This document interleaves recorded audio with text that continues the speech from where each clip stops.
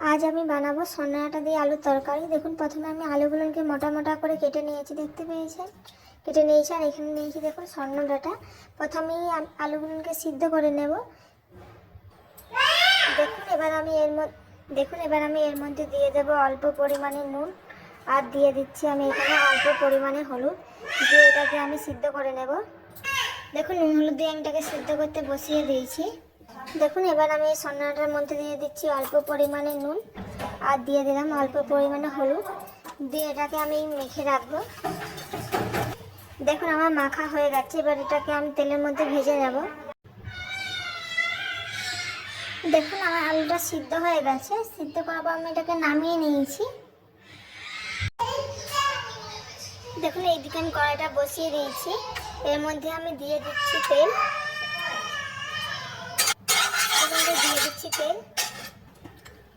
এবার আমি এর মধ্যে দিয়ে দেবো কেটে রাখা সন্না ডাঁটা।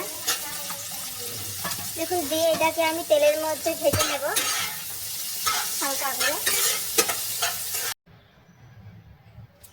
দেখুন আমার ডাঁটাগুলো ভাজা হয়ে গেছে, দেখতে পাচ্ছেন লাল করে ভেজে নিয়েছি। এবার এটাকে আমি নামিয়ে নেব। দেখুন কড়াইতে যে তেলটা আছে এর মধ্যে আমি আর অল্প পরিমাণে তেল দিয়ে দিলাম। দেখুন এবার তেলের মধ্যে আগে থেকে সিদ্ধ করে রাখা আলুটা আমি দিয়ে দিচ্ছি।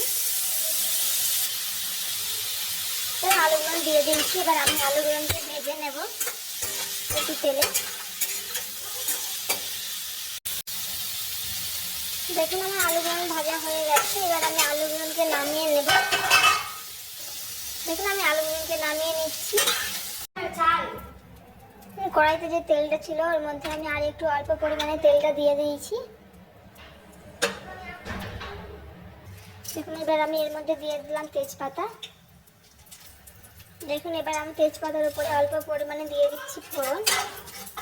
যেহেতু এটা আমি নিরামিষ রান্না করছি তাই আমি তেজপাতা ফোড়ন দিয়ে রান্নাটা করব। আর এখানে দেখুন মশলার জন্য নিয়ে নিয়েছি, এখানে নিয়েছি টমেটো কুচো, এখানে নিয়েছি আদা বাটা, আর এখানে নিয়েছি জিরে বাটা। এদিকে দেখুন আমার ফোড়নটা লাল হয়ে গেছে। এবার আমি এর মধ্যে দিয়ে দেবো আগে থেকে কুচিয়ে রাখা টমেটোগুলো দিয়ে দিয়েছি। এভাবে নাড়াচাড়া করবো। এবার এর মধ্যে দিয়ে দেবো আমি অল্প পরিমাণে নুন স্বাদ মতন। আর নুনটা আমি টমেটোর ওপরে দিয়ে দিচ্ছি যাতে টমেটোটা চট করে গলে যায়। দেখুন টমেটোটা গলে যাওয়া পর্যন্ত একটু অপেক্ষা করবো, নাড়াচাড়া করতে থাকবো। দেখুন টমেটোটা আমার গলে গেছে আর টমেটো থেকে দেখুন তেলটা ছেড়ে দিয়েছি, দেখতে পেয়েছেন। এবার আমি এর মধ্যে দিয়ে দেবো আদা বাটা। আমি এটাকে নাড়াচাড়া করতে থাকবো। দেখুন আমার আদার গন্ধটা চলে গেছে। এবার আমি এর মধ্যে দিয়ে দিলাম জিরে বাটা। এটাকে দিয়ে আমি নাড়াচাড়া করতে থাকবো। দেখুন আমার যে নাড়া হয়ে গেছে, দেখুন মশলা থেকে তেলটা বেরোনো শুরু করে দিয়েছে।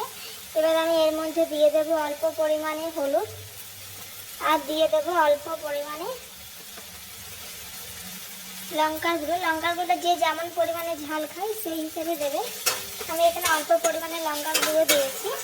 যেহেতু এটা নিরামিষ তরকারি বানাচ্ছি জিরে আদা দিয়ে, সেই জন্য এটা মশলাটা আমি বেশিক্ষণ নাড়াচাড়া করবো না। দেখুন এটা নাড়া হয়ে গেছে। এবার এর মধ্যে আমি দিয়ে দেবো অল্প পরিমাণে জলটা দিয়ে আমি একটু নাড়াচাড়া করবো। দেখুন জলটা দেওয়ার সাথে সাথে একটু ফুট ধরতে শুরু করেছে। এবার আমি এর মধ্যে দিয়ে দিলাম আগে থেকে ভেজে রাখা সন্না ডাঁটা আর আলু দিয়ে আমি এটাকে নাড়াচাড়া করতে থাকবো। দেখুন আমি এটাকে নাড়াচাড়া করতে আছি। দেখুন এইভাবে আমি একটুখানি নাড়াচাড়া করতে থাকবো। দেখতে পেয়েছেন তরকারির কালারটা কেমন এসছে। অনেকেই হয়তো সন্না ডাঁটা আলুর তরকারি খেয়েছেন, এভাবে একবার বানিয়ে দেখবেন। নিরামিষ দিনে এভাবে একবার বানিয়ে দেখবেন, খুবই খেতে ভালো লাগবে। নাড়াচাড়া করা হয়ে গেছে। এবার আমি এর মধ্যে দিয়ে দেবো জল। যেহেতু এটা নিরামিষ তাই আমি বেশি পরিমাণে জল দেবো না, অল্প পরিমাণে জলটা দিয়েছি। দেখতে পেয়েছেন কতটা জল দিয়েছি। দেখুন কতটা জল দিয়েছি, দেখতে পেয়েছেন। এবার আমি এটাকে একটু ফোটা পর্যন্ত অপেক্ষা করব। দেখুন তরকারিটা আমার ভরে গেছে। জলটা দিয়েছিলাম, দেখতে পেয়েছেন এটা বেশি জল নেই এটার মধ্যে। এটা আমার হয়ে গেছে, এবার আমি গ্যাসটাকে অফ করে দেব।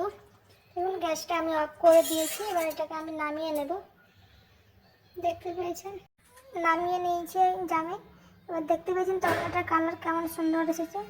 কালারটা খুব সুন্দর হয়েছে এবং খেতেও খুব সুন্দর হয়েছে। অনেকেই হয়তো খেয়েছেন, একবার এইভাবে সন্ন্যাটা আলু তরকারি বানিয়ে দেখবেন।